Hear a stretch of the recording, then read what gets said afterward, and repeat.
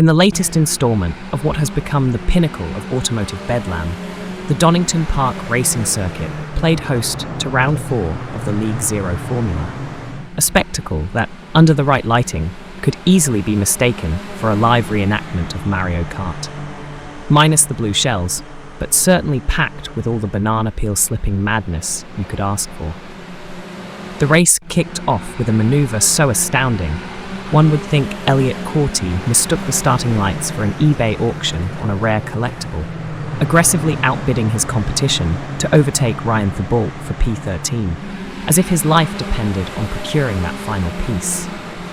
Meanwhile, Raymond Aguilar overtook Nick Peterson for P2 with a kind of zeal that suggested he thought the winner's trophy might actually be filled with gold.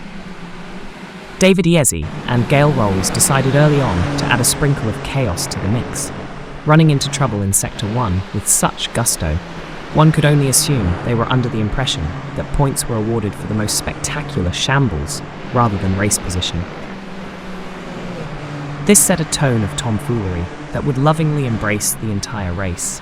Arturo Mayorga, a man who seems to treat racing lines with the same disdain most people reserve for telemarketers, found himself bobbing and weaving through positions with such randomness, it was as though his strategy was being dictated by a magic 8-ball. But let's pause for a moment to bask in the glory of Jaden Callaway, who elegantly pirouetted through the mechanical carnage to claim victory. It's worth noting that Callaway managed his race with the kind of strategic precision that makes you wonder if he might actually be a time traveler, carefully avoiding the chaos like he already knew it was coming.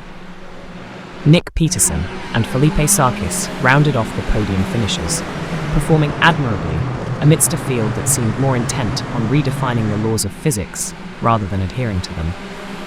Special commendations must go to Antonio Bianchi, who after a series of pit stops that felt longer than a trilogy of extended cut films, managed to finish in a remarkable P8, proving that sometimes, just sometimes, endurance is about who's willing to spend the most time asking, "Are we there yet?"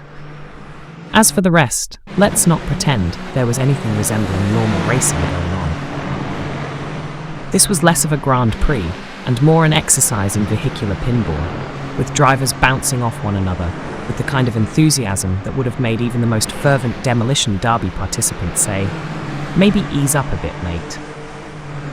In closing, round 4 at Donington Park will go down in history as an event where the big winners were those who managed to find the finish line without unwittingly subscribing to a crash course in advanced aerodynamics.